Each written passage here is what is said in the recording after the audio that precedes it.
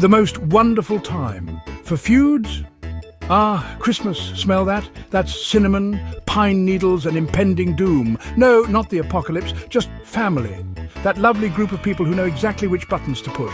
The ones who, under the guise of holiday cheer, transform into a bickering, passive-aggressive theatre troupe. You know it's coming. You brace yourself. But like a fruitcake no one asked for, it arrives year after year, and yet there's a glimmer of twisted excitement.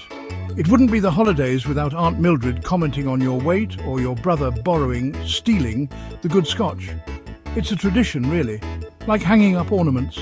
Except, instead of sparkly reindeer, we have snide remarks about career choices. Ho, ho, ho. Recipe for Disaster Holiday Edition. Want to guarantee a family feud this Christmas? It's easier than burning the turkey, though let's be honest, that's a close second. First, gather your ingredients, opinionated relatives, copious amounts of alcohol, and a healthy dose of repressed childhood trauma. Now, stir in controversial topics like politics and religion. Don't forget a pinch of passive-aggressive comments about life choices. Finally, let simmer for several hours, preferably in a cramped, overheated room. Voila! You have yourself a full-blown family feud served with a side of resentment and a generous helping of "I swear I'm not coming next year." Aunt Carol versus the Gravy Boat. Last year's Christmas was a classic. Picture this, 20 people crammed around a table too small for 10. The air is thick with the smell of roasted vegetables and simmering tension.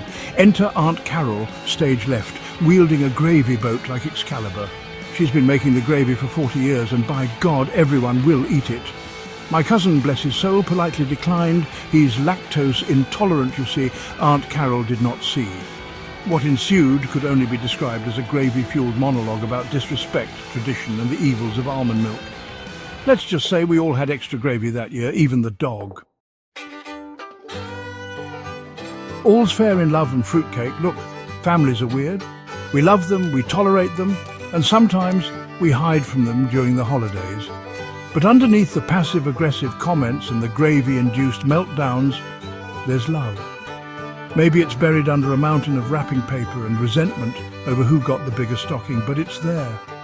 And that's something to be thankful for, right? So, this Christmas, when your uncle starts ranting about politics or your grandma criticizes your choice of partner, take a deep breath. Remember, it's just part of the festive fun.